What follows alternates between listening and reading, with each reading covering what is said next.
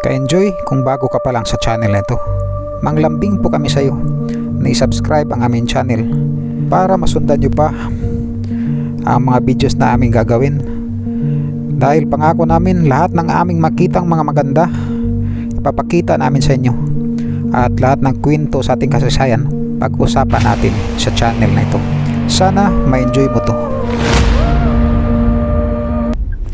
Good morning mga ka-enjoy. Good morning Tihero General Trias Cavite.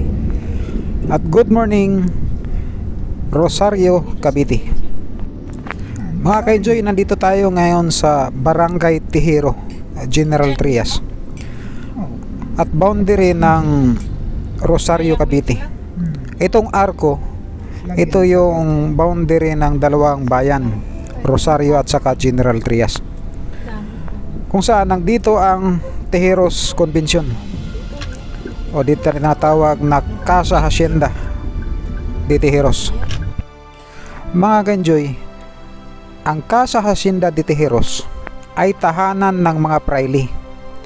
Alam naman natin, nung nakuha ng mga Tiponeros ang buong Cavite, kinubkob lahat ng mga Casa Hacienda o yung mga tirahan ng mga praile, kagaya ng Casa Hacienda ng Imos. Kinubkob ito ng mga Katipuneros at ginawa ito na mga headquarters. Ang Tijeros Convention ay tinatawag ding Tijeros Assembly or Tijeros Congress. Hindi ito ang naunang assembly ng mga Katipuneros, kasi March 31, 1896 mayroon na pong Imos Assembly. General Emilio Aguinaldo Waipami, bayani ng unang pangulo at unang pangulo ng Pilipinas, isinilang sa Kawit, Cavite 22 ng Marso 1869. Naging kapitan munisipal ng Kawit at kasapi ng Katipunan sa pangalang Magdalo 1895. Naging pangulo ng pamahalaang revolusyonaryo sa Tijeros 22 Marso 1897 at Republika ng Biak na Bato 2 ng Nobyembre 1897.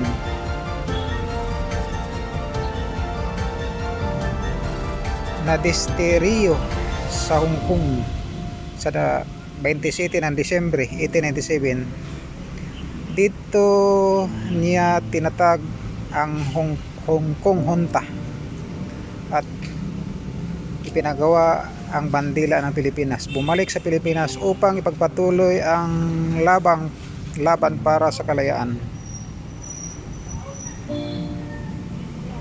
At 19 Mayo 1898 itinatag ang pamahalaang diktadoryal.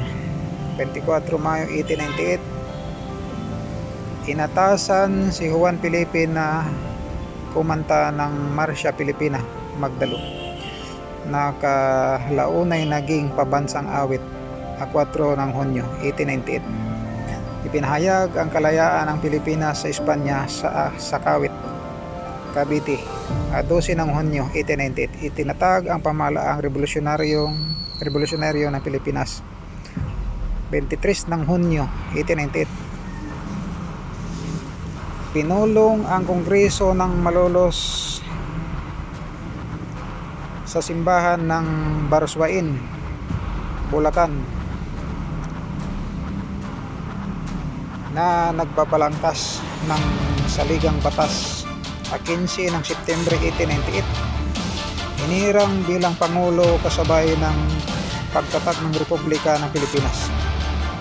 23 Enero 1899 pinamunuan ang digmaang Pilipino laban sa mga Amerikano. 1899-1901 nadakip sa palanan ng Isabela. 23 ng Marso 1801 yumao sa 6 ng Pebrero 1964. Mga ka-enjoy, babalik tayo sa history. Matanda ang December 31, 1896 ang Imos Assembly. Ang layunin ay gagawa ng revolutionary government Gumawa ng draft of resolution si General Edelberto Evangelista, kaya lang hindi ito tinanggap ni Andres Bonifacio. Dahil ang sabi ni Andres Bonifacio at ang paksyon ng Magdiwang, ang Katipunan ay may sarili ng panggobyerno. Hindi na kailangang magtayo pa ng ibang revolutionary government para patakbuhin ang himagsikan. At dahil hindi nagkasundo ang dalawang paksyon, ang Magdalo at ang Magdiwang, nagtakda uli ng isang pagpupulong. Ito ang Tejeros Convention na ginanap March 22, 1897. Dito sa lugar na ito nakatayo ang dating Casa Hacienda de Tejeros, diyan sa may bandang likuran sa building na ito. Dahil ito pinatayo noong kapanahonan ng pagkapresidente ni Fidel Valdez Ramos. Yung pinting na sa ibabaw, yun yung event na nagalit si Andres Bonifacio dahil nabastos siya sa suggestion ni Daniel Tirona na dapat maging Ministry of Interior ay isang abogado, dahil si Andres Bonifacio ang napili bilang Ministry of Interior. General Emilio Aguinaldo, General Mariano Alvarez, General Pascual Alvarez, General Artemio Ricarte, General Mariano Trias, Josephine Bracken, General Emiliano Rigo de Jus,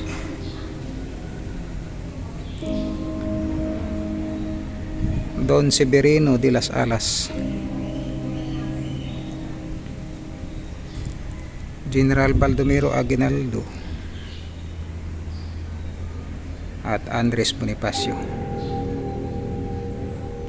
Sila ang mga general na mataas ang katungkulan sa Katipunan, maliban kay Emilio Aguinaldo na nung panahon na yon nasa labanan ng Pasong Santol. Dahil ating matandaan na itong Tejeros Convention ay katapat ito o kasabay ito ng labanan sa Pasong Santol, ang pagdepensa ng mga Katipunero para hindi makapasok ang mga Kastila sa Cavite at di mabawi muli ng mga Espanyol ang buong probinsya ng Cavite. Ang buong pangyayari ng Tejeros Convention o tinatawag na Tejeros Congress o tinatawag din na Tejeros Assembly na naging Tejeros Election. Ang buong pangyayari na yan pag-usapan natin ng isang episode dahil napakasensitibo nito at napakalalim na hanggang ngayon pinagdebatihan pa. Napakahalaga ang pangyayaring ito sa atin mga Pilipino dahil hanggang ngayon ang nangyayari sa Tejeros Election nangyayari pa rin hanggang ngayon. Nandito naman yung tunnel papuntang Maragondon.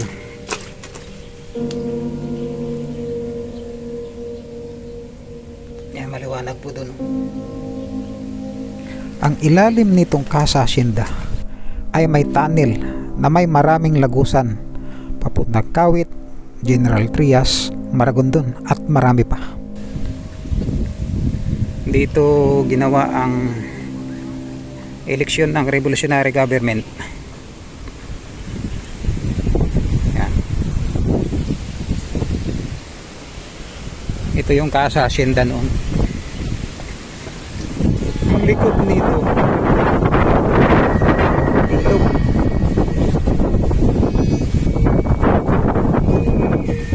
Hanggang dito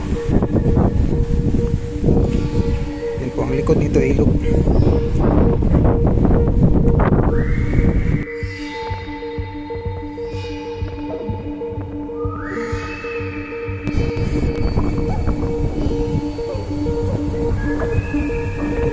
Ito yung parte, yung likod na parte ng building ng Tihero.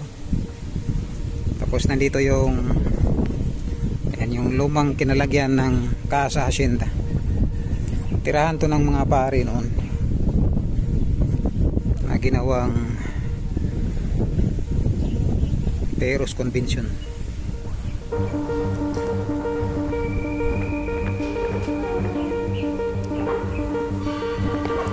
Ginawa tong building na to panahon na ni yung sabi ng bantay dito, panahon na ni President Fidel Ramos. May tatlong palapag ito, mayroong underground. Ito yung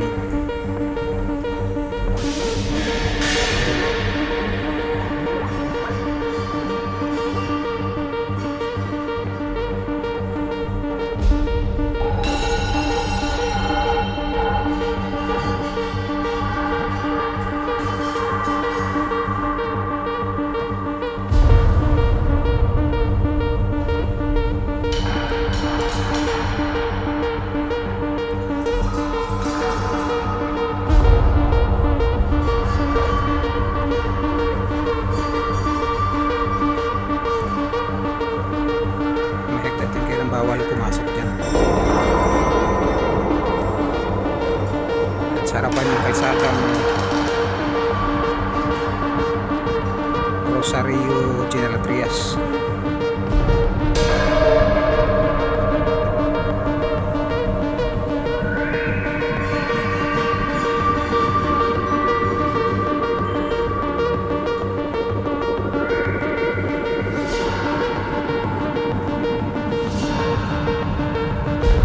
Mga ka-enjoy, ang kasaysayan sa Pilipinas, ang sabi ng karamihan, isang bangungot.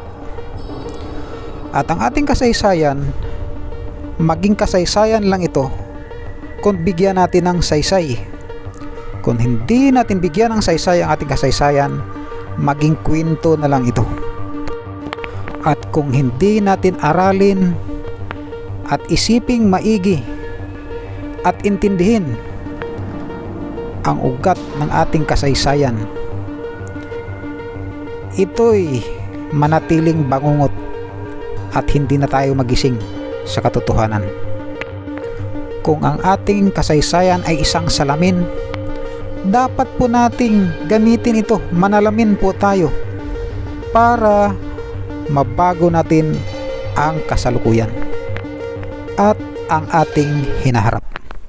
Sana nagustuhan nyo ang ating episode. At kung nagustuhan nyo, isubscribe po ang aming channel para sabay-sabay po nating aralin ang ating kasaysayan. Maraming salamat po. Shoutout nga pala kay Sir Kevin Septimo, Marinduquinho ako, Sir Alvin, Orel Moto, Dice Road Trip, Sir Roman, Ma'am Marie Tagumata, Sir Warren Velasco, and Sir Fernando Tolentino.